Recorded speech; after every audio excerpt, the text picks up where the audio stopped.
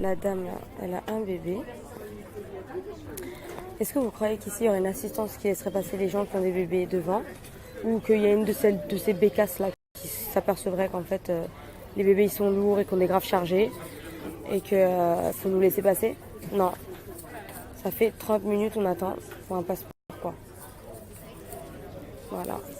Parlant de ça, attendez, j'ai une copine qui m'a raconté une histoire. Non, il faut absolument que je vous la raconte. Il faut absolument que je vous la raconte. Alors pour commencer, tu sors de l'avion, ils ont des chiens, ils veulent sentir s'il n'y a pas des gens qui ont de la drogue sur eux, ok, pas de problème.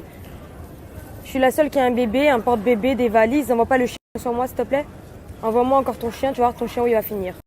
J'étais dans la queue pour passer les contrôles, c'est pour ça que j'ai dit que j'ai failli finir en prison. Je sors la pièce d'identité du petit, je sors mon passeport. Une fois arrivé, hein, parce que d'abord t'attends 40 minutes en fait. T'attends 40 minutes, t'as un bébé, t'as pas un bébé, t'as mal au dos, t'as pas mal au dos. Mon fils il fait presque 6 kilos, il est super grand, c'est pas leur problème, ils en ont rien à cirer. Même une personne en fauteuil roulant a fait la queue. Hein. Ok. J'arrive, il a mon passeport, il voit ma tête, j'enlève ma casquette. Il regarde le passeport du petit, il me demande le nom de famille du petit, il regarde la pièce d'identité, il vient re-regarder mon bébé, il me dit c'est quoi votre date de naissance, je lui donne ma date de naissance, et il me dit c'est quoi la date de naissance du petit. Je lui réponds. Et je lui demande en fait, est-ce que c'est une blague? Donc gars, tu me demandes la date de naissance de mon fils, tu nous regardes, tu nous gardes 10 minutes. Qu'est-ce qu'il y a? C'est parce qu'il y a un bébé, ça te pose un problème. Et en plus de ça, moi j'ai pas envie de lui demander si c'est une blague. Et il me demande pourquoi je lui parle comme ça. Je lui ai juste demandé si c'était une blague. Ici, ils sont vraiment malades, ils sont vraiment malades. Ils te font attendre et en plus de ça, ils te font encore attendre parce qu'ils te cherchent un problème. À Dubaï, même aux États-Unis, ils te prennent pas de haut comme ça et ils se la racontent moi.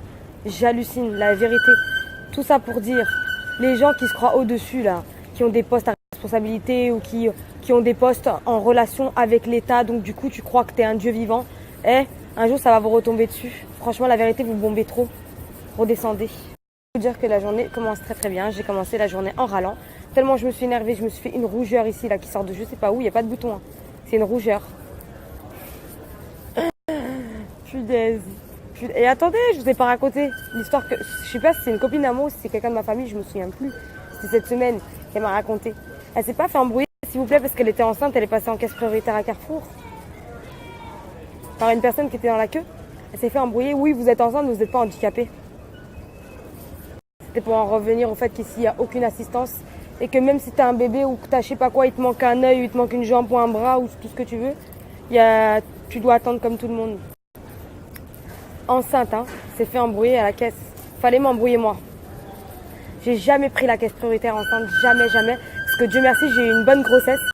Donc du coup, je n'estimais pas en avoir besoin. Mais si j'en avais eu besoin, j'y serais allée sans pitié. Fallait m'embrouiller moi. Parce que je suis à la caisse prioritaire. J'aurais pu passer 15 fois devant ma valise. Parce que de toute manière, il y avait quelqu'un qui l'avait sorti du tapis. Donc là, voilà. Quand il y a des choses qui se passent mal, c'est important de les souligner. Mais quand quelque chose se passe bien, c'est important aussi. Il n'y a pas que des cons. Tu sors de l'aéroport, un monsieur qui n'a rien à voir, qui s'occupe de faire la circulation. Il voit que je galère avec le petit, il m'aide pas. Voilà, tout simplement, il m'aide. Voilà. Donc, il y a des cons partout, il y a des gens bien partout.